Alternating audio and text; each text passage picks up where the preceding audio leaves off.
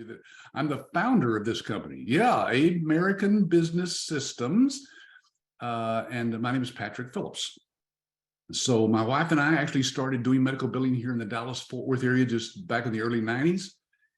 It got so large, people were wondering how in the world we were buying a new house, new cars, and yet we never left the house. And when we did, we were in our pajamas. And so at one point, I decided, well, I've been teaching people how to do this one-on-one. It's very time consuming.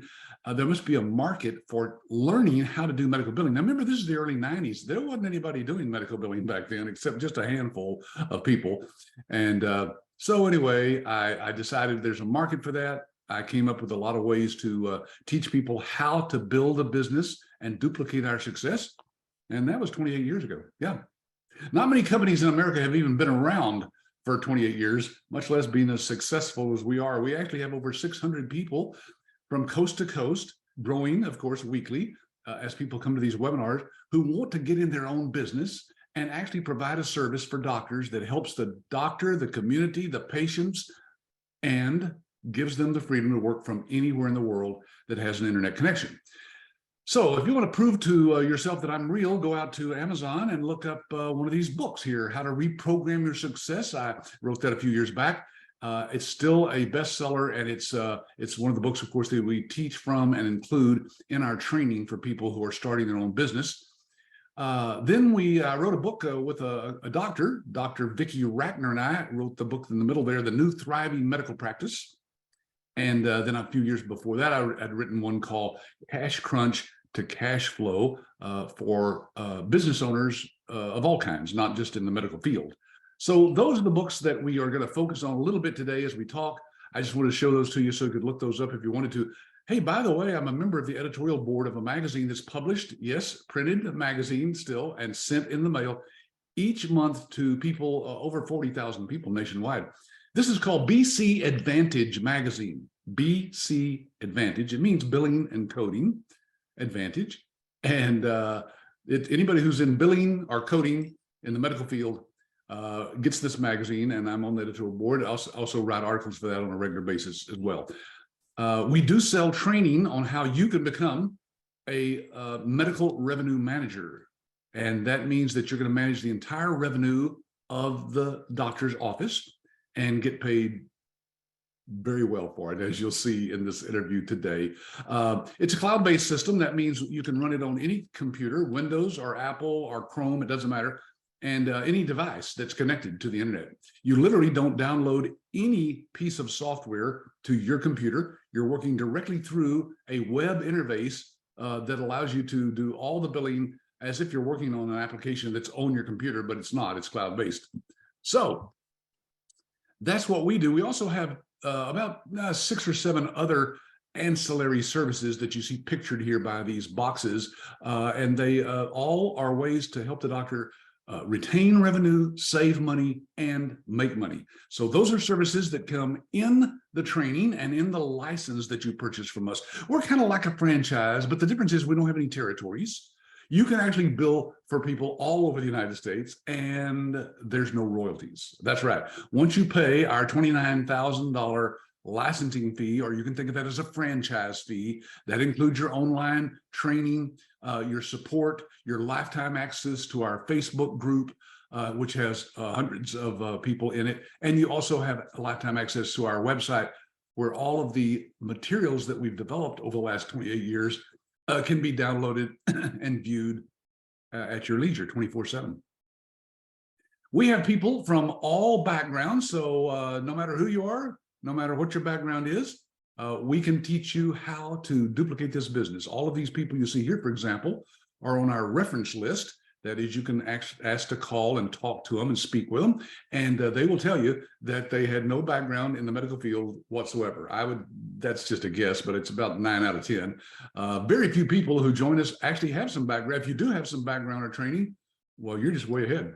When you finish with our online training module, which is 10 modules that are about an hour and a half apiece, one-on-one with one of our trained instructors, certified instructors, teach you exactly how they built their business. Yes, they are business owners as well, and they've already been there, done that, done the due diligence, watched the webinars like you are, and they've actually built their business. And we're going to interview one of those people today. We also are the only company that I know of, like a franchise or a business opportunity license, that actually offers a money-back guarantee, 100% money-back guarantee. I'm going to tell you more about that at the end. Well, let's see if we have our guest still hanging on in the background there. Meg, I see your name on the screen. I don't see your face yet, but I guess you're still back there. She's probably having a cupcake or something. Cupcake. There she is. Hi, Meg. How are you doing? Doing great. We had a good time talking there before we cranked this thing up. And, Meg, I'm just amazed. You're in the DC area, right outside DC. Is that right? That's correct. And I know you've been in the business for a couple of years. You have built this thing. And the other earlier, you said something about, well, don't tell anybody how many clients we have or how successful you are. I understand not wanting to have the IRS come visit you, but why else would you say that? I don't know. I want people to know that what we do is very successful and lucrative, but you also have to put your hard work in to get it done. But once you get your system going, like you get it going, and it's a great business to be in. Yeah, it is a lot of work. People always assume when they start a business, oh, money's just going to start flowing in. That's one of those get rich quick scams, and there's a lot of them out there on the internet. When we do these webinars, we try to tell people that it is a real business that's needed by doctors. What else do you need to get rich? Find a need and fill it, right? And so you're just filling a need for doctors in your area there. That's correct. Well, that's great. Yep. Folks, remember, this is live, so you can ask questions in the Q&A box. I'll be watching for questions that are specifically, you're asking them as if you're, typing them right into Meg. Just start out with Meg, blah, blah, blah, blah. And I'll read those out loud to Meg, unless you ask how much money she has in the bank. I don't think she's going to share that with you. No answers there. Meg, what motivated you to get into medical billing? Did you have some background in it or training? No, none at all. And I actually came from a different country that when I went to the doctor, I just gave them my card from the government and they took care of everything. So it took me a while still to kind of figure out how the whole industry worked. But I did know that medicine is going to be recession proof. It's an industry that's always going to be around. And the more complicated it is, the more important our role is in the doctor's office. Oh, how true. I mean, they need help more now after going through the COVID than they did beforehand. Correct. So did your business do okay through these last couple of years? Yeah, I think we more than doubled through COVID. Isn't that amazing? People, it is. How could that happen? Well, it's because medicine is just one of those things you got to have. You may not eat, but you got to get well. I think that's correct. And COVID was not an easy thing for doctors to weather. Like they had to, we were scrambling from time to time trying to figure out what CMS was doing because their guidelines were changing all the time. So if you can imagine that my team was trying to scramble to figure out what CMS is doing, imagine if you are in a doctor's office and you have like 5 other jobs to do on top of billing, and you still have to figure out how to get paid because CMS is changing the way that you're supposed to do your billing. Yeah, things change. And how in the world would a doctor's office, if they're doing their own billing with their own staff, how would they keep up with all those changes? I don't understand how they do it. They don't, I don't think. And I think that it's just, they're going to get their information from their peer group. And if somebody in their peer group doesn't know the right answer, and then you have like 5 or 6 doctors doing the wrong thing, like they're not going to a specialist to say, how is this supposed to be done? They're like over dinner at their like monthly meeting saying, hey, how did you do this? Okay, let's give this a shot. Like it's the blind leading the blind there. Yeah. So since doctors, would you say doctors get most of their revenue then from probably insurance companies and Medicare? I mean, a small portion is paid by the patients. Yes, I would say probably, you'd probably say like 80% of their revenue is generated from insurance on average. And why is it that they even need somebody outside their office to help them collect that revenue? Why is that so hard for them to do? Well, I think that one of the biggest things right now, and this is what I've seen, since we've been in this business for a little while. We've had numerous offices. This is a constant issue that they have staff turnover constantly. Yeah. It's like always the doctors are looking for new staff. And I've had one office who I got a text one time from the doctor saying, Meg, I'm the last man standing. Meaning I fired my last staff today.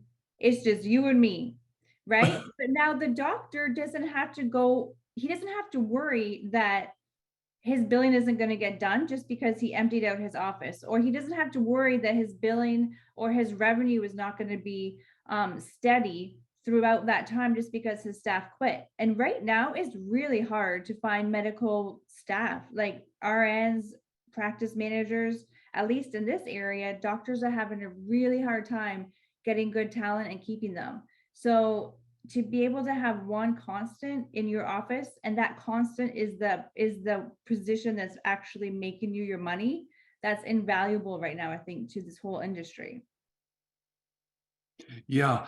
Meg, one question that's already come in here from Jacqueline. She's asking about when did you start your business? Can you kind of go back in time for us? What, in 2019, was that it? Or? Yeah, I think so. It's been just over 3 years now, I think. Yeah, and I'm going to throw this slide up here while we're talking, because you actually came when we were doing the training live. Yeah. And people don't realize that now. Patrick.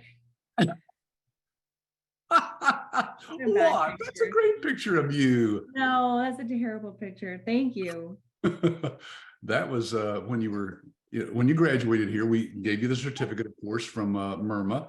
And yeah, I remember standing there with you, having that picture taken and talking to you during the week there. That was a long week though, wasn't it? It was. Yeah.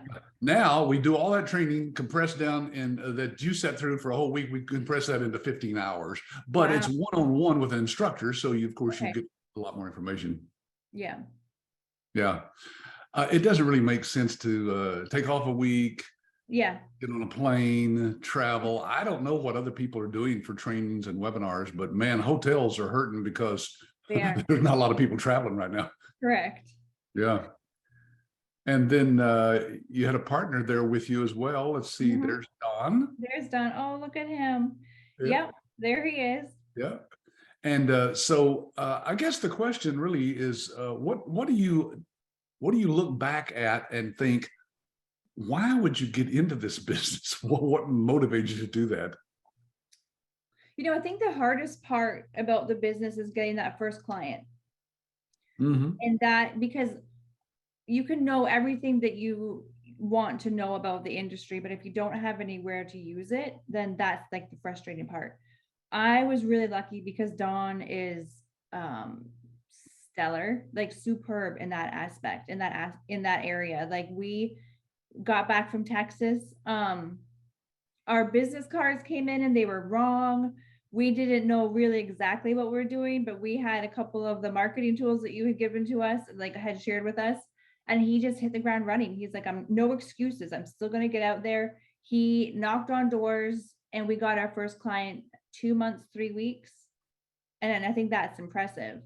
It is within 60, 75 days. That's for any business. Well, for a client that can provide you a revenue that's probably more than what you paid for the license. That's incredible that you can do that. Now, do you still have that client, or did something happen? Yep, he's still our client. He's one of my favorites. What type of doctor is he? He's a podiatrist. Oh, podiatrists are good clients, aren't they? Yeah, they are. They do a lot of surgeries, don't they? They do. And their surgeries, as they can be a little bit complicated, which needs a little bit of our work. The other nice thing about that is a podiatrist is only going to use but like 5 codes.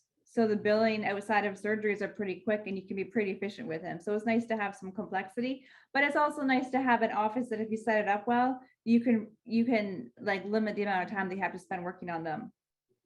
Yeah. Sam's asking, Meg, how long did it take you to find your first client? You just answered that, about a little over 60 days. Yeah. Yeah.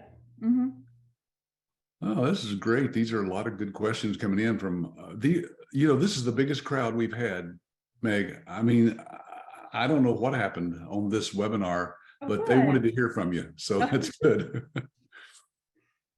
Let's see. I'm going to zoom here so I can read this one. This is says if next gen software is so wonderful in helping to reduce doctors' claim rejection rate to about 2%, as you suggested, why is it that other medical billing companies are not rushing to buy the software from them? In other words, is ABS the only company allowed to purchase the iClaim software from NextGen? Well, NextGen has been out there for many, many years. They actually just bought the company that started our software, Health Fusion, started by two doctors over 20 years ago. Yeah. And NextGen came around. They said, look, you've got a good thing here going with private doctors for doing their billing. We'll just buy it for you for X number of dollars. And so those two doctors retired. And now NextGen owns the software, but they've white labeled it for our company. Nobody else could buy iClaim because it's a private labeled product. Yeah. And besides, our licensees actually get better pricing than if somebody called up NextGen and worked with them directly. They don't really want to work with individuals. They want to work with groups like ABS, Like groups, correct. And on top of better pricing, we get preferred service.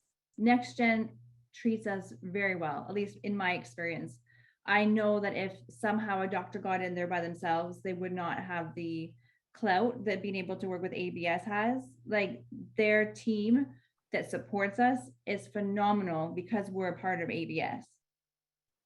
Yeah, and being a part of a group that are several hundred, that's better for them from a profit standpoint. They want to work with a group versus one-on-one, of course, for people. And okay, let's see. Latia says, are all of your clients podiatrists? No, we have podiatrists, OBs, like OBGYN, geriatrics, just regular internal medicine, a couple labs. We're kind of all over the place. Yeah, because it really doesn't matter the specialty, does it? I mean, some are more profitable than others, obviously. Always. Yep. The larger the claim is, the more profitable it is, right? Because you have to spend less time working on one claim. Right.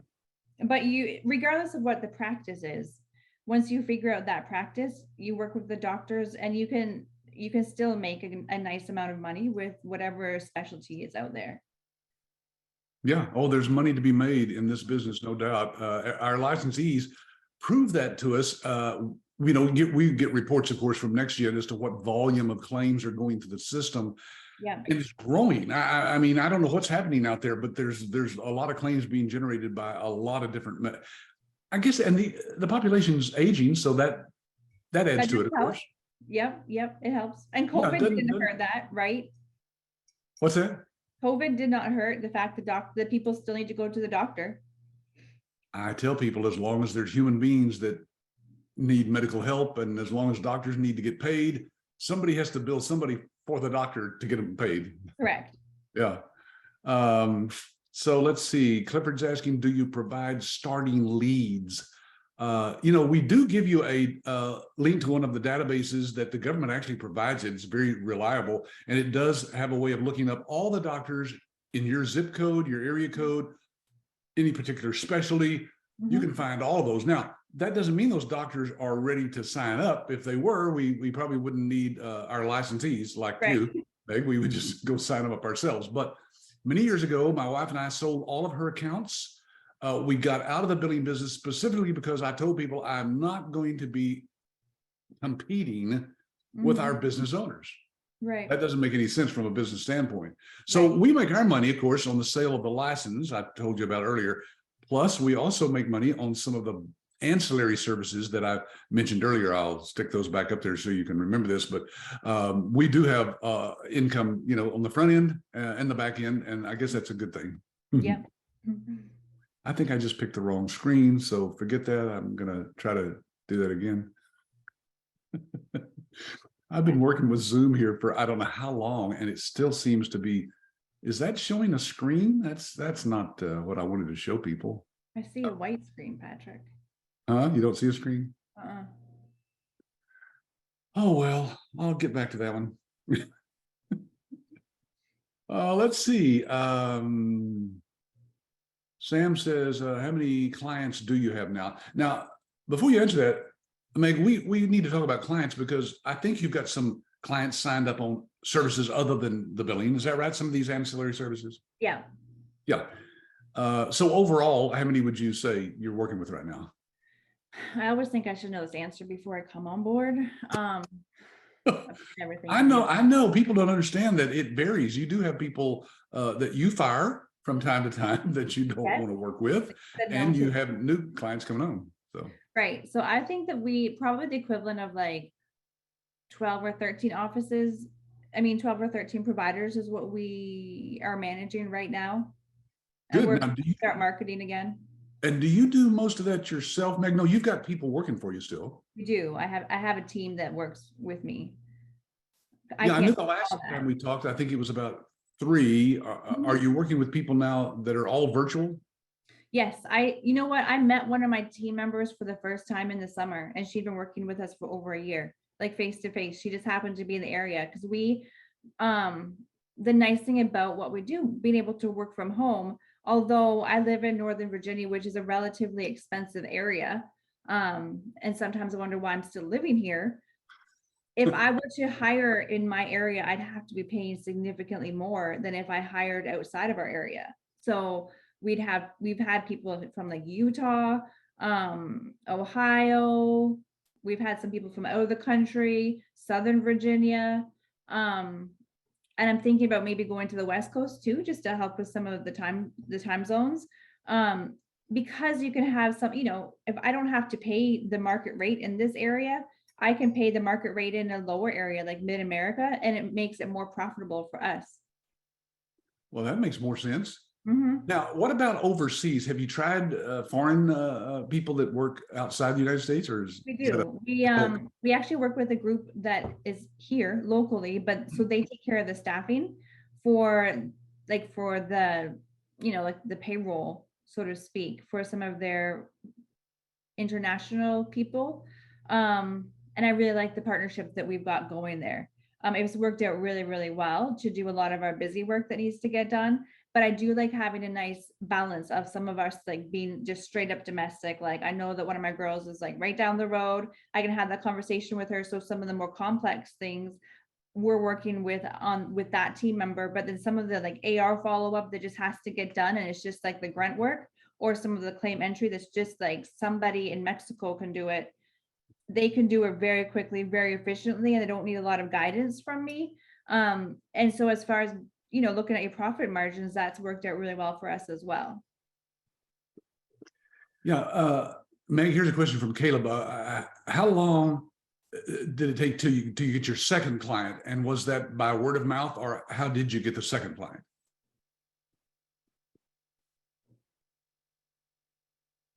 I'm trying to think about who our second client was. It didn't take long. I want to say maybe a month, I have to say. Were they a referral? No, when we started marketing, Dawn did not just stop with one, right? So when you're out there marketing, you never know who's going to pop. You never know who's going to say. So we went in this area geographically and spent like one day we spent in this zip code, another day we spent in another zip code, and we just kept on touching. One will pop, and then somebody like completely unrelated, but we're still touching them, they're going to pop. So our first like wave of clients, I'll say, they're unrelated. After that, then we started to get into the referral basis saying, hey, who gets you paid? Meg gets us paid. Let me talk to Meg. Can you help us out with this, and that? But we just like spread a wide net, just went out there and let people know that we're here. This is what we do. And our first wave of offices popped that way. Yeah, people don't realize that the referrals, will come, but that's after you've done billing for one doctor enough to where that doctor goes, oh yes, I would give you a referral because you've helped me. Yeah. Or if you have a conversation with doctors, like our first doctor was actually referred to us by another doctor and she was like, we're like, I'm all buttoned up, but you should talk to this person. And that doctor had not actually done business with us, but they liked and they appreciated what Dawn brought to the conversation with her enough for her to say, I can't use you because I'm all taken care of, but you need to talk to this person because he could probably use you, because of the value and the knowledge base that we brought to her in that conversation. Yeah, that's amazing. I've had other business owners, licensees tell me the same thing, that they're Mhm. actually doing billing for a doctor that was referred to them by a doctor who's not actually, a Yeah, client. yeah, They just, knew that you were doing a good job. yeah. All That's happened right. a couple times, actually. We had one of our larger clients now was referred to us from somebody that we talked to like a year and a half prior to them calling us. And they're like, we just talked to our peers and they said that they had talked to you one time. And although they weren't able to work with you, they said you guys were the best that we had talked to. You need to talk to them. And that's how we ended up with that client. Yeah, and you said earlier that there was a doctor, I forget what type of doctor he was or who he was, but you said that he specifically had told people, I do not want to deal with an outsourced billing company. Yep. And yet they ended up doing the billing. Correct. Yeah. And he was so opposed to outsourced billing. And as I later found out, he's like the last billing person that I had, they left like a very large chunk of change on the table when he ended up closing up his practice and he went and worked with the military for a while. But he'd only had bad experiences with other billing companies. And through conversations, it was just a conversation that he had to realize that we're going to be a part of his team, that if he doesn't get paid, we don't get paid, and we're here to help them and we're here to sit on his team. From those conversations, he was like, nope, you're part of our team now, you're great, I appreciate you. We're working on getting his office like up and running now. And it's been a great transition for him just to know though that there's somebody here working for his best benefit, not to try to just make money off of them. Yeah, yeah, that's a good way to put it. When they realize that they can refer to you as part of their team, Mhm. even though you're obviously outside their office, it doesn't Yeah, really matter where you do the billing. I mean, you could be doing it from correct. a garage somewhere. They like knowing that you are the same way, Meg. You can refer to us behind Mhm. you, your ABS team, as Yeah. a part of your team as well. Yep. Yep. And you guys have been so great for us. I don't think we would be this successful this quickly in our career without you guys. Like I've texted you guys just saying, hey, I have this issue. What do you think about this? Sometimes it's just being able to have somebody who understands the industry and for me just to bounce ideas off of. You guys are so wonderful that way. On top of it, when we have clients coming to us saying, hey, I need some help with this, like credentialing or coding, and I don't want to be doing that, but I want to make sure that I'm able to give a referral to a company who's not going to try to step in and take my business away. And having you guys as my support has helped me be able to comfortably say, hey, yeah, go talk to Brandy and she's going to be fantastic and she's going to work with you. And I know Brandy's not going to try to get the billing business. She's going to take the coding business and we reciprocate a relationship there. And that it gives us such great peace of mind in being able to grow our business while still maintaining our business. Yeah, people don't realize that really the market is so huge that we don't have to Mhm. worry about being competitors with one No, another. I've even correct. had licensees right here in the Dallas-Fort Worth area where I live say the same thing to me. Patrick, I've been in the business here for 5-10 years, and I've Yeah. never run across another licensee because there's just too many medical providers out there. Correct. On top of that, the your doctors, you're going to find that your doctor group is all of the same mind. So the doctor that Dawn and I like to work with is a very like, you can kind of, if you talk to all of our clients, they all probably have the same kind of personality. And that personality wants to work with us. That personality might not be a good fit for other billing, like for other billers, but other billers are going to find the doctors that aren't the right fit for us. Like there's plenty to go around and you're going to find that right fit. And we've said no to doctors, but somebody else has obviously said yes to those doctors. So there's plenty of business to be out there and you're going to find your little niche of the kind of group that you want to work with. Yeah, yeah, you can get to the point where you can pick and choose, can't you? Have you fired any clients? Have you fired any clients yet? Uh, we had a amicable, as close as amicable split as can be, and for one office, and we've had two doctors that we said no. I don't. Their temperament was not going to be compatible with how we do our business, and I'm very guarded with my time and energy at this point to say that I don't want that type of business in my business. But I'm grateful that we don't have to do that too often. It's nice to get to that point, though, that you can pick and choose and say yes or no to somebody. So, Yes, it is. Yep. I don't need more stress in my life. Yep. right. Of course, you don't know until you've actually worked with them for some period of time. But Right. at any time you can get out of the contract, because it's a very open contract the way we do it. So, Yep. Yep. in fact, here's a question from Ali, ALY. Franchise cost for ABS, is that a one-time payment? Are there other costs? So, Meg, I'm gonna let you ask that question. You've told just people just now that we as a company do help you out. What have you paid us since then? Nothing. Absolutely nothing. Nothing. You guys have been fantastic, and you guys did like stand by. You had your upfront cost. And then outside of that, I think really you just need to have a computer and an internet connection. That's all you need. Yeah, we make our money on the ancillary services as well as the claims, of course, that go through. So we make a few pennies on every transaction. Right. Nobody thinks of that because it's paid to us directly from NextGen. Not, you don't pay it. No. So you don't think about it either. Nope. But it keeps us behind the scenes able to provide lifetime support for people like yourself. We're all making money, and as long as we are, why not? Correct. Let's see, did I ask you how long? Oh, yeah, okay.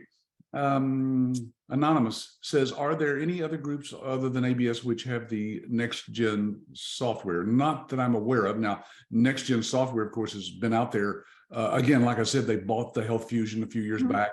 They market it direct themselves, but they like working with us because we take all the hassle out of it for them. They're not dealing one-on-one. They're dealing through us. And on top of that, sorry, NextGen has a good reputation out there. They have a fantastic reputation in the industry.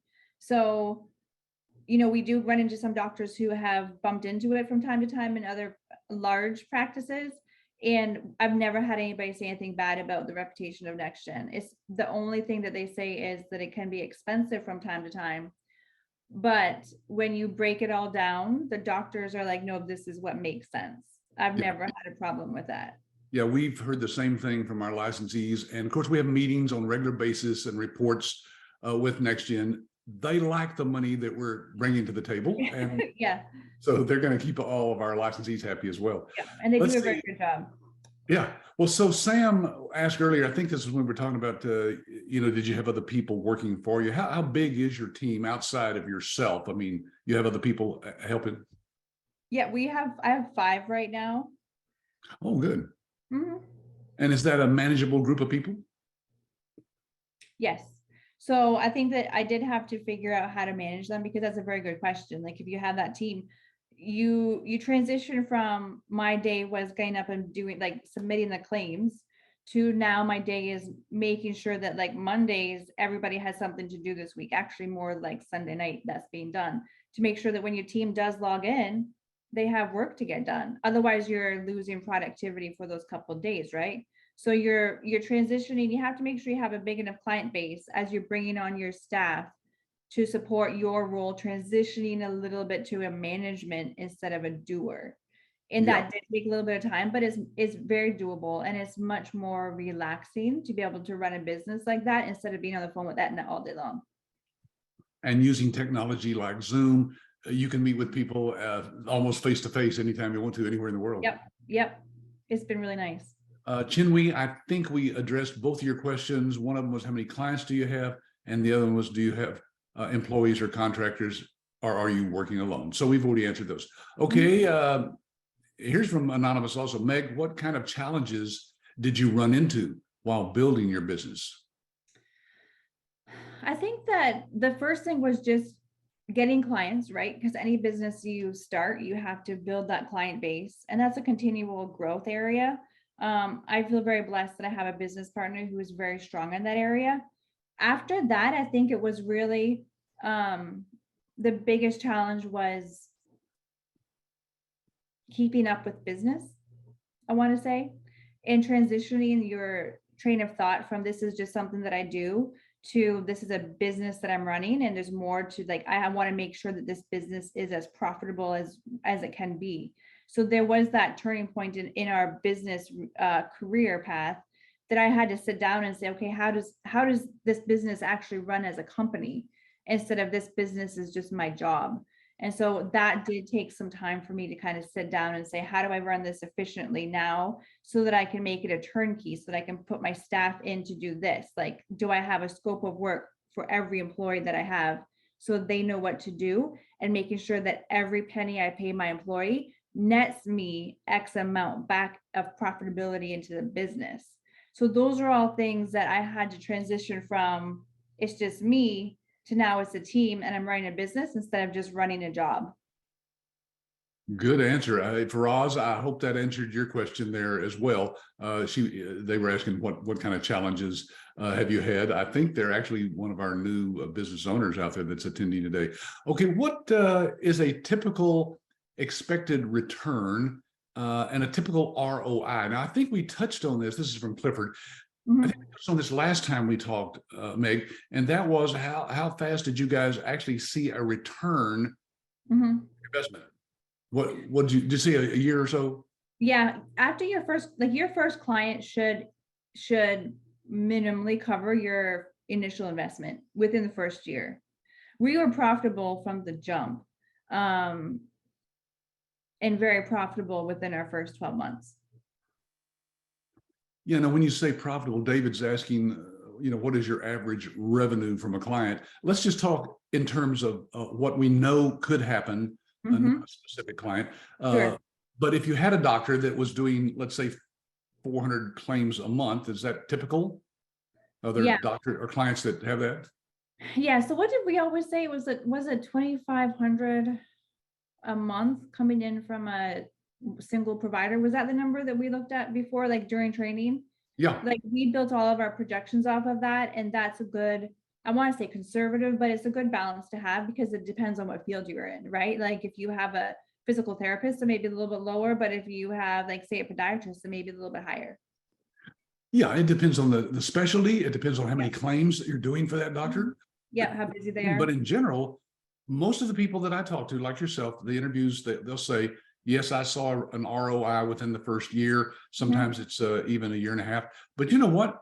Any business that's in the black, out of the red ink into the black ink, and within 2 years is doing terrific nowadays. Yeah. And we both went at it, and we haven't hit our 5-year mark. I'm excited to see what's going to happen after 5 years, because that's what you say the business needs to cross over 5 years before you're really established.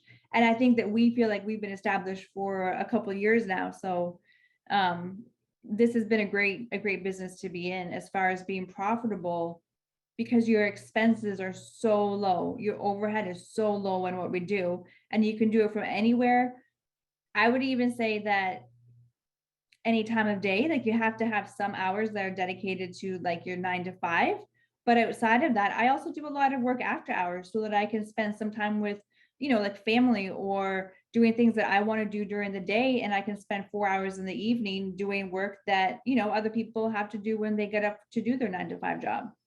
Yeah, because we don't close. I mean, the internet doesn't close. It's open 24/7. No, and doctors put their claims in at like midnight, right? So I really appreciate about this business that there's very low, like, urgent matters, right? Like I run everything in a 24 to 48 hour cycle.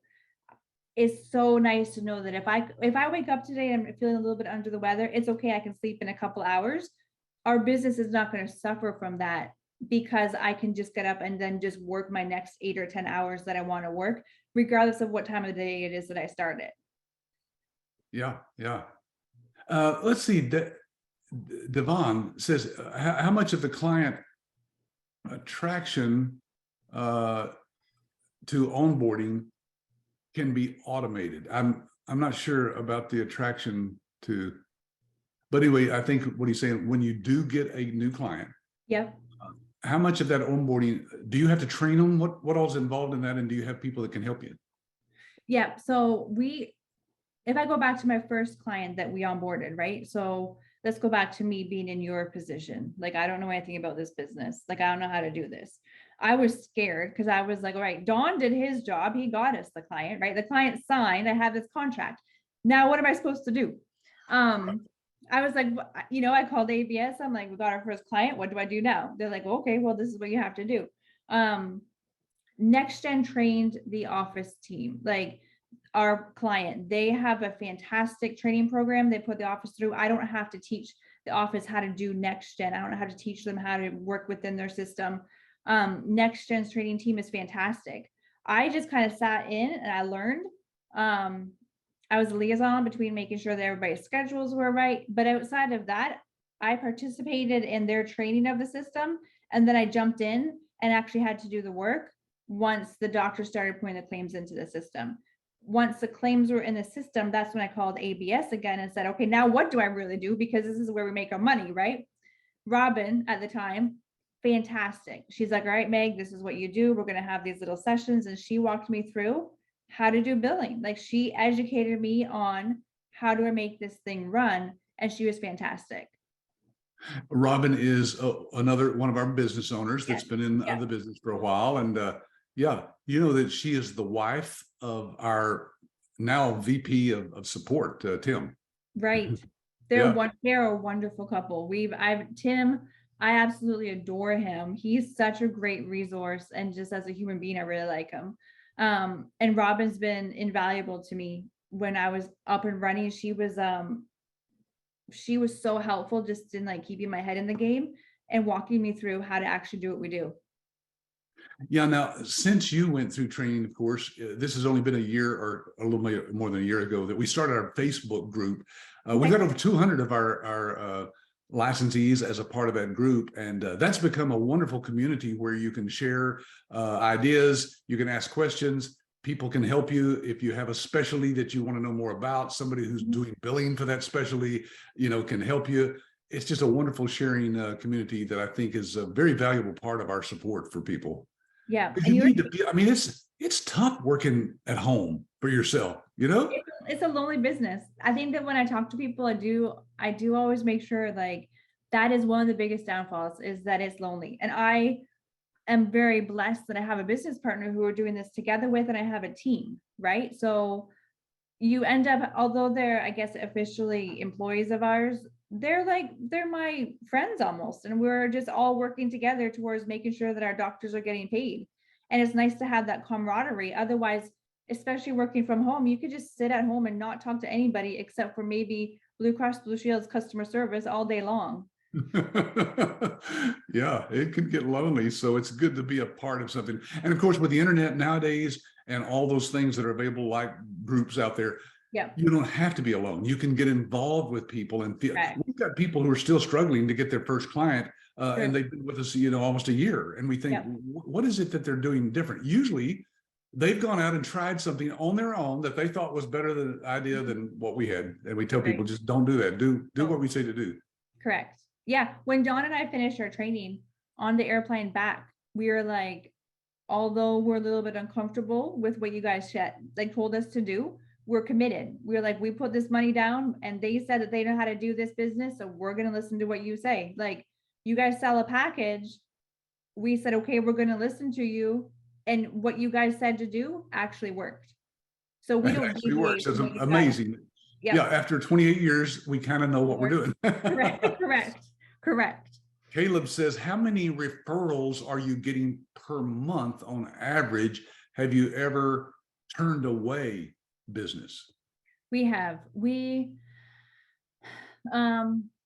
turned away a couple, and that's just because we've known, like I was on a call, we met a doctor, then we were on another call with them.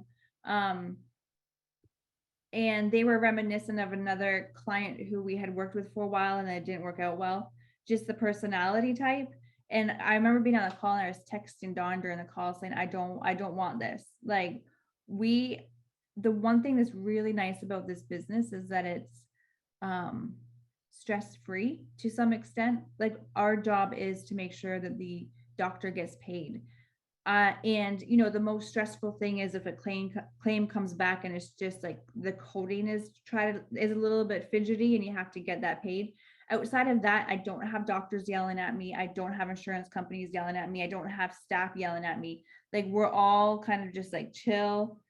There's urgency to get everything done, like claims in, but like we're not in an environment where some boss is yelling at you because you're running your own business. This doctor, I was like, I don't want that energy coming into my little bubble that we've grown that allows me to wake up every morning and be happy about what I do. Yes. So I'm happy that we're at the position where we can say, you know what, we don't want that energy. Probably if it was a year earlier, we would have taken her on. But I was glad to say no, that we're just not a good fit, and you're not going to be a good fit for my lifestyle. Right. Sam says, how much money do you save your customer? What kind of have you heard or known about what kind of savings have you helped doctors? How have you helped them? I don't know. My first response to that question would be twofold, two examples. One was our first office, and he cut his turnaround time in half from getting paid, from like probably from 3 to 5 weeks to 7 to 14 days. He was getting checks for claims submitted. But he was happy. Yeah. He was really happy about that. The second thing that I will say is that we have an office that we came in and there was 2 providers. And when we came in, they still do paper charting, which I was surprised at. They hired us and I came in and I was like, all right, I need you guys to sign this, sign this, sign this, you know, the EDI enrollment stuff to get claims processed. And the office manager was still printing and mailing claims to insurance companies. Patrick, I about fell off my chair. I was like, what? I was like, no, we don't do all this paper. Like, I was just shocked that that's how they were still running their business. So then for us to then submit electronically, and they got paid within like 5 to 7 days from Blue Cross Blue Shield, their revenue just increased dramatically from having us in. On top of that, they were an office that Medicare is a little bit funny in our area, that they have 2 regions really close to each other. So they had an office in one region and an office in another region, and you have to get credentialed by that regional office. So they were credentialed to one Medicare department. I don't know how many years they've been doing this, but they had been sending the claims to the wrong Medicare office, and they were just not getting paid by Medicare. Wow. So they just wrote that off? They just wrote that off.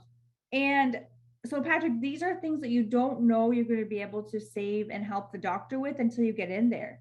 But I never would have thought that that would be a scenario that a doctor is just writing off that much money because they just couldn't figure out how to get paid. Because they were like, what the office manager was like, Meg, what address do you send Medicare to? I'm like, I don't know. We send it all electronically. But they were getting rejection envelopes like this thick, saying this is sent to the wrong payer because they're sending it to the wrong division. Wow, so, that's incredible. That's crazy, right? Yeah. Hey, Sam also wants to know, how do you get paid? Can you explain that? People may not even know it's a percentage of, collected. Sure. So we take a percentage of what we get the doctor collected.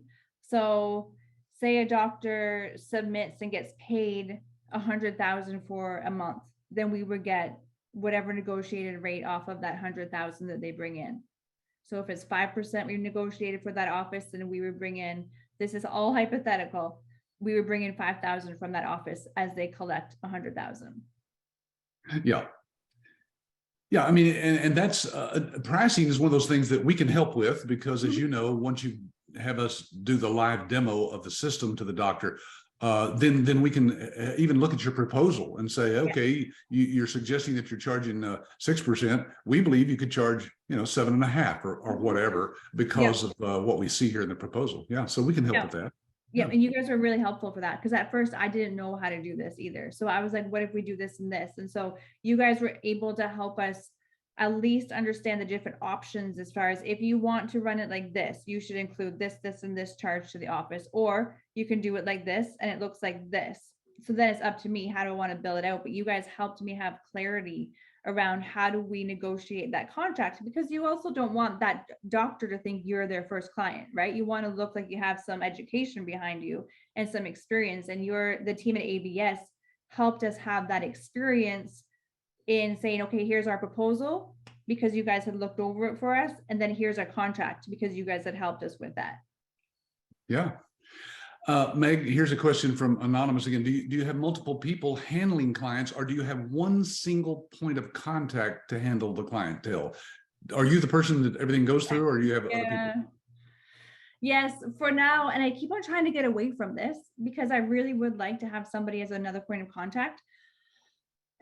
But so every time we onboard an office, I personally like hand hold them for at least the first 6 to 8 months, because there's inevitably things are going to come up, and you have to have a little bit of experience that's just going to, like, you're just a knowing eye is going to be able to catch things that other people might not be able to catch. So once I've already established myself as being a presence in the office, it's really hard to get that office away from just asking you everything, because they will ask you literally everything. So Yeah. a lot of times that just filters through me, and then I distribute it out to my team.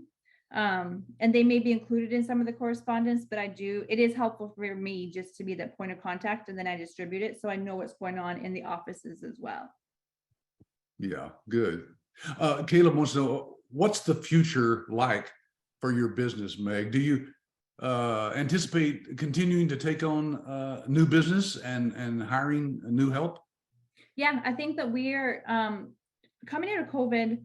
COVID was a little bit interesting for us because we did grow through referral, but it was a space that we're just now being able to walk back into offices if we are doing like door-to-door marketing, right? So our plan is to probably grow. I want to say we want to double, if not triple, within the next 2 years. And the nice thing about where we are right now is that we have built out all the levers that I have to be able to pull to say, if I have 2 offices on board tomorrow, I have the staffing lever to be able to pull that I can get the work done. There's nothing worse than feeling like you don't have enough time in the day to actually get your work done, because then you're losing money. So throughout the last like year and a half during COVID, I was able to put together the pieces that I need for our business to grow like exponentially. And so now we're ready to just go and take that on. I cannot wait to talk to you another year and a half from now and just see where you're at, Meg, because you're an amazing woman. I'm so impressed with what you've done. Well, and we'll give Don a little credit there too, huh? A lot of credit. Thank you, Patrick. Devin says, Meg, how does staff training work? Say I have 50 staff members that need to be trained. How would that work? First of all, you wouldn't be hiring 50 people at one time, would you? You train one-on-one, and we do. Yeah. We have training modules and videos that they can watch. So yep, you do. And then I also would say that if you're, at least this is the approach that I took. I trained our staff on a role. You know, I have one staff, and what they did for 4 weeks straight was just submit claims. That's all you do all day long, because they just had to learn how to do one job and do it really well. Eventually, I would grow their knowledge base within the billing system and the billing world, but I wanted to make sure that they were really comfortable doing their job really well. The same thing, repetitive thing, like I have a staff that was all they did was call an AR, like all day long, pick up the phone. And I just kind of like I keep everybody in their silo. Then as they get comfortable in their silo, then I grow them out more. And I do have some staff members who are kind of more senior, and they do take on the other staff members. And they're like, I have a couple mama bears in our team, and they do like to help everybody around, but we're very open in dialogue, open in correspondence with each other. But I want to make sure that everybody feels comfortable, train them on one thing. Once they're good with that, train them on the second thing, and then keep on growing from there. Because if you expect them to know everything from the beginning, they're going to be set up for failure. Yeah, that's true. They'll get burned out real fast, won't they? Yeah. Jacqueline says, Meg, is your team comprised of people with billing and coding background?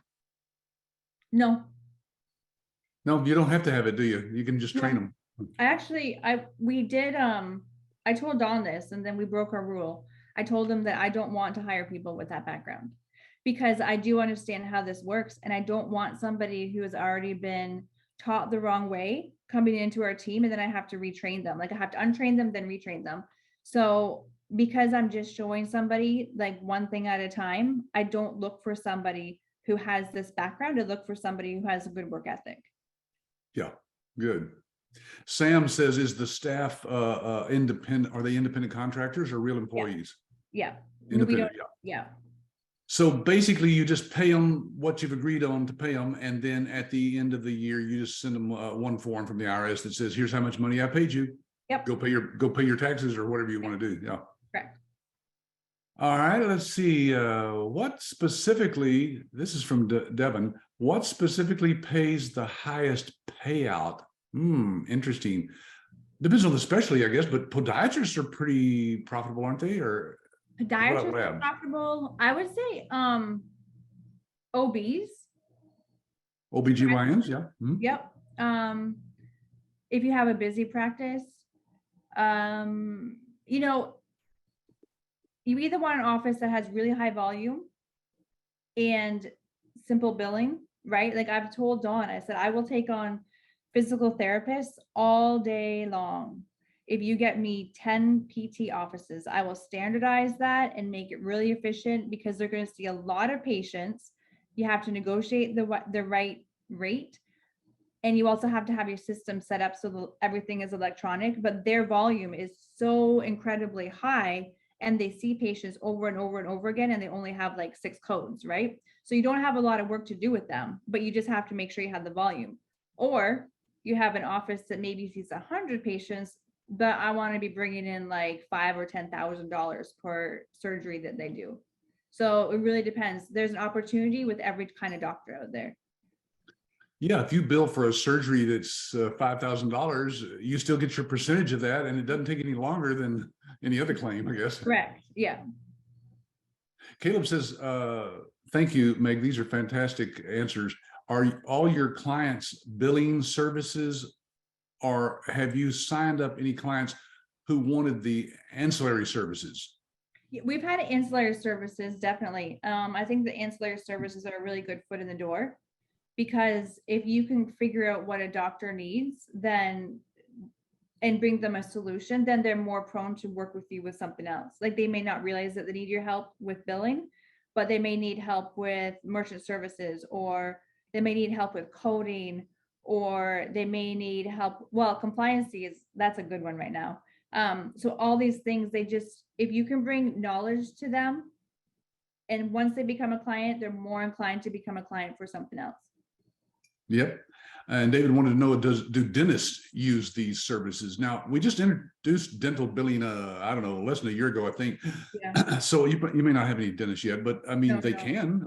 You can do billing for dentists, and some of our ancillary services you're seeing there on the screen can be offered to dentists too. Yeah. Yeah. Let's see. Faraz has a good follow-up question here. What type of doctor's office is the goal to get as a client?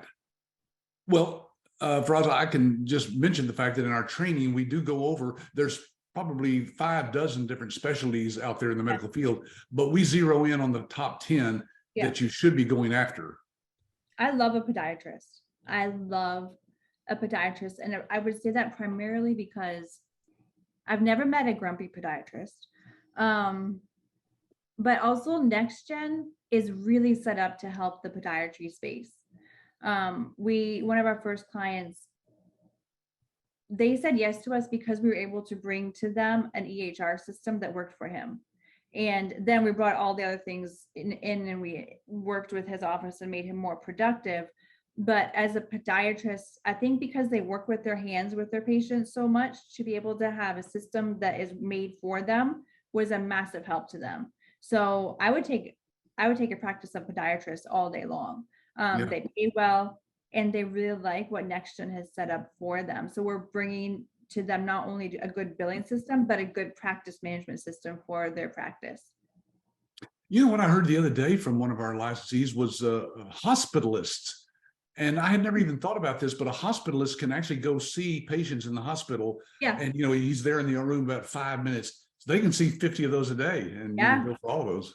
Yeah, we're actually working with, we're exploring somebody we're going to set up something like that for him. Just cool. Because if they're there, it's the volume game, right? Like how many people can they see? And where are a lot of people? They're in the hospital. We have a licensee that was doing billing for a hospitalist. This has been a couple of years ago, so I don't know if they still have him as a client or not, but he was billing $100,000 a month himself. Wow. Yeah, and they were charging, 6%. So they were making $6,000 a month for his billing, and it was very simple. It's not a big deal for those. Yeah. Yeah. Asha says, what is the workaround for coding rejections?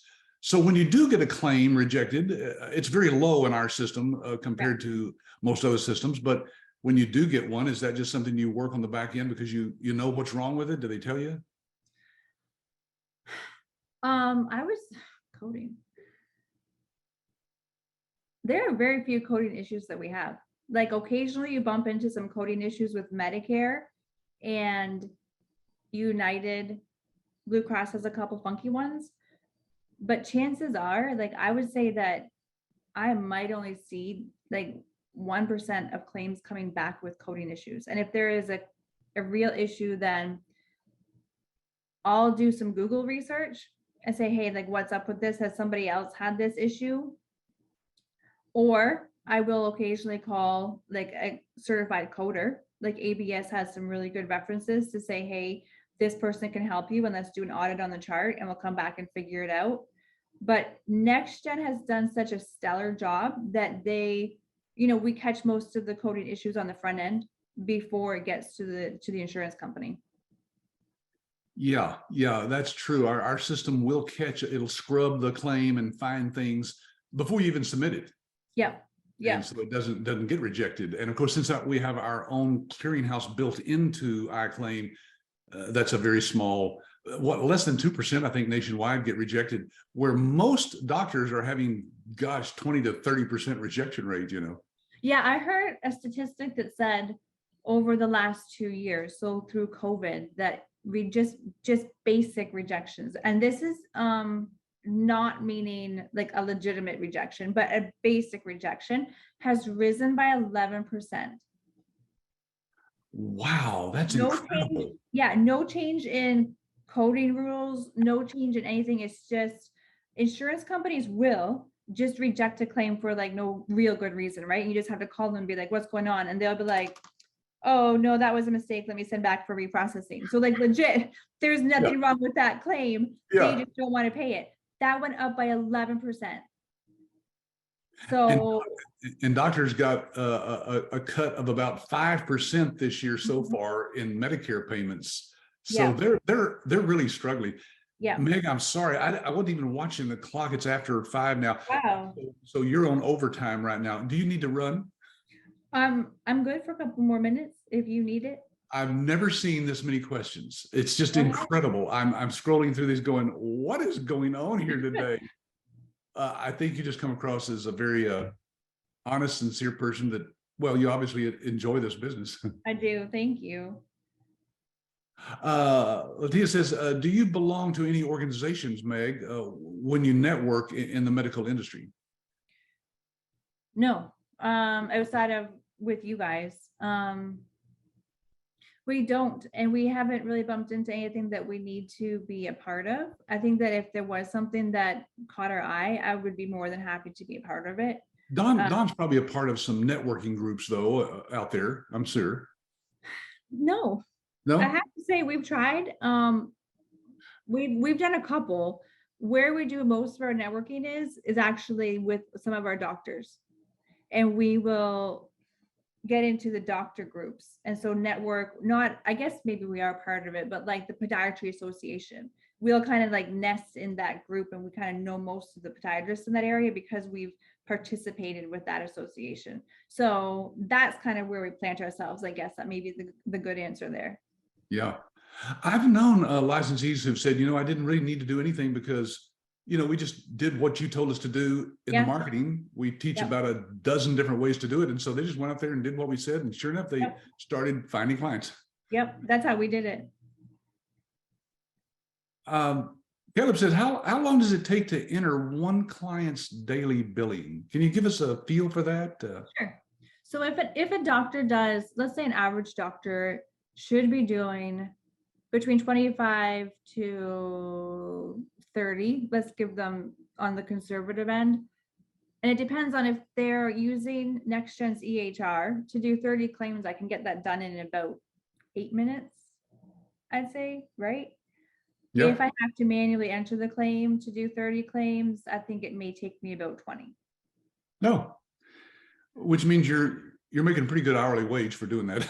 Yes, I'll take that all day long, right? Let's see. Devin says, does the doctor cut you a check, or is it NextGen that cuts you the check? The doctor. Yeah, so the doctor's paying you Mhm. based on reports that you give him out of our system that says, here's what we collected for you, Yep. and here's what you owe us. Mhm. Are you limited to work for doctors in your region? Asha No. says. Do you have any clients outside your area there, territorially? Not yet. But there's no territories you could be I was doing going to say, billing I don't for. have a territory, Patrick. I have, I know that my home base is here. I have family that's out of the country, so I'm with them often. So I work from another country very often. And I don't like the winters here. So I like to go south for a big chunk of the winter.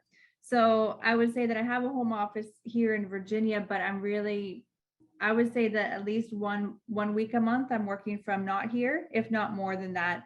Like wherever I can take my Surface Pro and get an internet connection internationally is where I will be. And that's a nice selling point for the doctor too. We have talked to some doctors and they're like, as soon as they're like, yeah, I went on vacation and I packed up my computer. And as soon as I landed in wherever, they're like, the system that they worked on did not work internationally. They're like, I went to go do notes and I was limited. I couldn't get logged in. I was like, oh, that stinks. Maybe it was good they had a vacation, but the system that you work with, you can work on it anywhere in the world that you want. Yeah, as long as you have an internet connection, you're going to log in and see the same thing you would here in the United States, in Europe. Yep. Caitlin wants to know what your professional background was before, joining ABS. So I went to school for human resources and operations management. So the logistical side of things, I think, has been helpful for me just to kind of put everything together. It's just like putting together one big puzzle. And that's kind of how my brain works. Yeah. Sam, I think we touched on this earlier, but you're asking, is her staff 1099 independent contractors? Yeah. Yes, they are. And are they paid hourly, overtime, or a percentage? How do you pay your people? We pay hourly. Yeah. And so how do you keep track of their hours? I really like my staff and I'm very, I trust them. You trust them. Yeah, that's good. I give them a timesheet to fill out and we're pretty good. Gene Wee wants to know, Meg, do you have any challenges with your staff retention? Yes, I used to. When we first got going, I had some challenges, and trying to find good staff was a little bit of a heartache a little bit. We've established some relationships with a good team in the area. And then we also have just like through word of mouth and like the grace of God, found some good people. I've also borrowed some staff from other ABS licensees. It's been really nice to be able to have that lever. We took on a client really quickly at one time and I was like, I don't know how I'm going to be able to manage this because I don't have enough people trained. I called up you guys and said, hey, do you know anybody who has some extra staffing hours? And they connected me with a licensee out in Utah. And we had a conversation and she lent me one of her staff for probably a good year and a half, which was wonderful. So that was just that kind of support that we have in the community here. Yeah. Meg, I'm so thankful for the time you've put in. These people are just raving about you and you've been so helpful. Thank you so much for your time today. I'll let you go. And I've got a few more things to say here. So folks, if you want to stay on here, you're welcome to. I'm going to answer a few more questions that really weren't addressed directly to Meg. So Meg, any last words you want to say to people? I guess our last thing to say would be, when we decided to do this business, I know Dawn and I both share the sentiment that we thank you for what you've done, because we never would have just said, let's start this business by ourselves, but we found you guys. And I would never go back and change saying yes to you guys. it's been so impactful that we've been able to change the way that our lives have been and the trajectory of growing a business. So both of us are thankful to what you guys do, and we sincerely appreciate the work that you guys have done. Oh, thank you so much, Meg. Meg, listen, I've told you already, you're on overtime, so be sure and bill us for your time. Thank you. Thanks, Patrick. All Bye-bye. right, bye for now.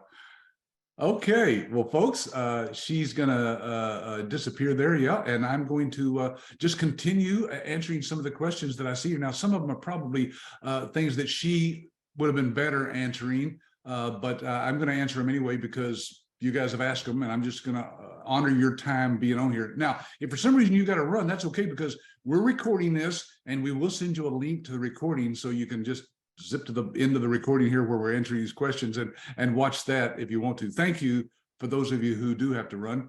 Appreciate you being on here today, and a lot of thank yous here for Meg coming in as well. Did a wonderful job, James says. Chinwe says, thank you, Meg. Okay, let me go back up to this question here. Devin, you asked, can we can do billing and coding? Yes, Devin, remember, you don't have to have any background in billing or coding, because we're going to teach you everything you need to know. And the great thing about the coding is it's all built into our system. Remember, it's a cloud-based system, so the codes are actually updated by certified medical coders behind the scenes automatically, 24/7. So when you log in, you're seeing the latest codes that are out there for the doctors. And since they're in our electronic medical record system, when the doctor's actually seeing the patients, those codes are suggested for what he's saying that's wrong with the patient. Like if he says, they have a cough, they're going to see the codes that they could select themselves that will pay them, the most money for that time that they're spending with the patient there. But ask your ABS rep now any details about that you want to know. Latia's asking about our books. Let me throw that picture back up here on the screen so you'll know what we're talking about here. We have a book or two, that are written by me and a Dr. Vicki Ragnar. This is one of the New Thriving Medical Practice. And as you can see there on the bottom, you can actually have your name added to that book. So you add your name as having written the foreword, and then when they open the book, they see your contact information. So it's a great marketing tool, and you get a big supply of those books, like, I don't know, 50 or 60 of them in your initial kit of marketing materials, over 2,000 different marketing materials, including those books. And then you can reorder those as you need them. Yeah, okay, good questions coming in here. Do chiropractors generate good billing revenue? Sam, I have talked to other licensees who've said yes, and some of them say no, that they're not worth dealing with because they do a lot of billing that's not paid for by an insurance company or by Medicare, especially. So you just have to know the particular circumstances, but it doesn't mean they wouldn't be a good client to start with.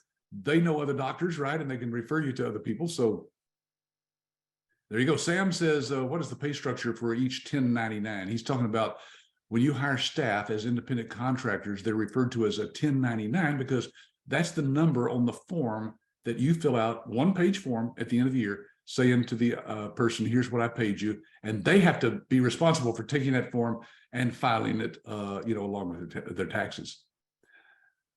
Okay, let's see. I'm going to have to zoom in on here. My eyes are getting blurry. Sir, this is from Jacqueline. It doesn't sound as if this can be done on a part-time basis. Not true, Jacqueline.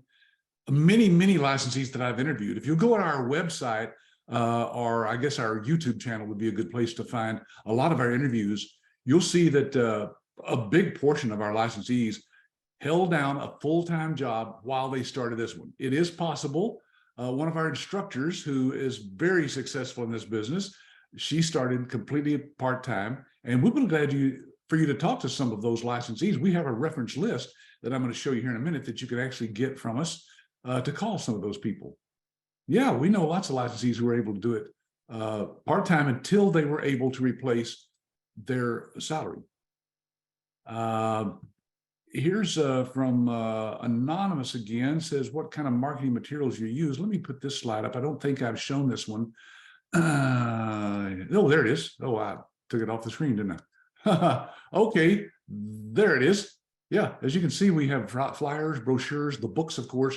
We have a postcard system that's automated online that sends out full color postcards, and we have the folders there that you can put your proposals in when you go back to the doctor. So we provide 2,000 pieces of these marketing materials in your initial order, and most licensees do not even have to reorder them those.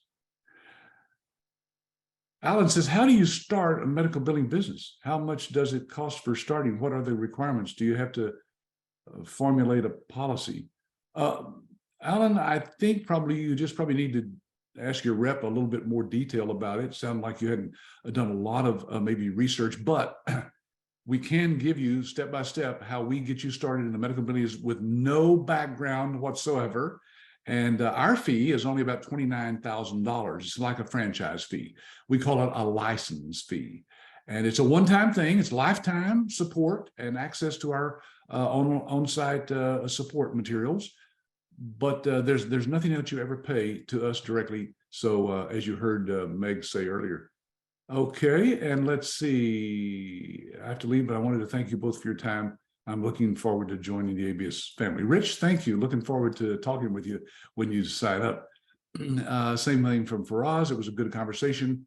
Opening a business from scratch. It is, though, at the beginning, and I'm surprised a lot of people are interested in this business.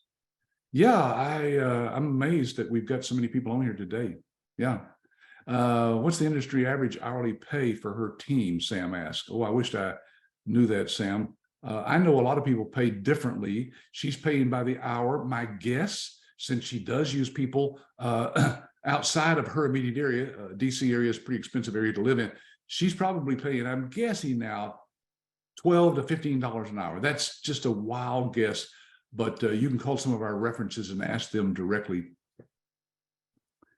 Faraz also says, what time do you think office location is necessary? Or after how many clients do you think an office location is necessary? Faraz, I used to tell people, when you get to a point where you don't want to be at home with your 7 kids, that might be a good reason to get an office outside your home. But the answer is no, you never have to get an office. We have licensees that have been with us for 15 years that still don't have a physical office that they go to, because again, you can do it from anywhere, anytime. James, thanks for your comment there. Same thing with Chinwe. What was the Meg's company name? Oh my gosh, I don't even know that, anonymous. Sorry, can't ask her now, can we? Are the information that was posted free? Well, this replay will be free. Yeah, if that's what you're asking, sure. And great webinar. Can only one person function well with this business? Simi, yes, one person can run this business. I can tell you that Meg did for several months before she ever hired anybody. So you can run this business and make a 6-figure income before you ever have to hire anybody. Simi's asking a question here about if you can't really talk, clearly with clients, do you have to talk a lot with clients, but you know what you're doing. Simi, we welcome everybody. Believe me, you'll find it's very, very good business. If you know what you're doing, you are on your way to success, because a lot of people don't have any success in, they don't really have any skills in talking with people, and you don't need them in this business. So let me get to our guarantee. I mentioned this earlier, and I'm going to go ahead and tell you that, folks, a few years back, I said to my staff, look, if we bring people through our training and they don't like what they saw, let's just give them their money back and part ways and wish them the best and go on and work with other people, because we don't need to have people that doesn't think this is the right business for them. So you've got 30 days after you sign up with us, and believe me, that's plenty of time to go through our training. And if at any point you just go, you know what, this is not what I thought it was, I don't like it, I want out of this, we will be glad to give you your money back. You just ask for it. Okay, here's how you can get involved. If you haven't seen our research guide, be sure and ask your ABS rep for that. Now, that's the person who invited you to this webinar, so look for their email, or jot down our phone number, or take a screenshot of this here. This is our email address that you can just say anything you want to, ask any question, info@absystems.com, or call the number anytime and just say, hey, who is my rep? We'll look that up in our database and give you their direct contact information. The research guide, by the way, looks like this. It's got over 65 pages of information that you won't find anywhere on our website. Proprietary information that we only want to put in the hands of people who request it and engage with us in some way. Number two, browse our YouTube channel. I mentioned that earlier. There it is right there on the screen. Again, when I get through here and have all 6 steps on here, you can take a screenshot of this if you want to. It's youtube.com/YABS. Folks, there's over 100 interviews, just like the one you just saw on there, that you can watch. Oh, there it is right there. That's just a picture of our screen of the YouTube channel. Step number 3 is ask your ABS rep for an owner reference list. Yes, we have a list of people like Meg. I don't know if she's on there or not right now. We kind of rotate people through that so they don't get too many calls. But these are our business owners who've agreed to take calls directly from you and answer questions for you. So be sure and ask for that. There's pictures of some of them that are on our list right now. And if you haven't seen a live demo of our iClaim EMRX cloud-based platform, please ask your ABS rep. We'll get online with you one-on-one and go through that and answer all your questions for you. Yeah, it kind of looks like this. There's the doctor. If you want us to do, we'll do these demos for your doctors as well. Okay, and then step number 5 is review the purchase agreement and the funding instructions. They're very simply put in a 4-page document. We'll be glad to send that to you. And then last but not least, send in your agreement once you've got your funding put together, and schedule your training. We'll let you talk directly with your instructor. You and she will set that training up according to your schedule. And like I said, they're about an hour and a half each session, and there's 10 modules to that. Okay, I'm gonna leave this on the screen for a few seconds here, maybe the next minute or so. You can take a shot of it there if you want to, and call us, engage with us. Thank you for being on here. Look, next week we have another webinar. I wish I could tell you what it was all about, but I forgot to ask. So all I can tell you is we do these every Wednesday at 4 o'clock Central Time, and we'll be having another next week with more information about how to get involved in this exciting industry. Again, my name is Patrick Phillips. I'm the founder of American Business Systems, and I thank you so much for being on here today. Bye for now.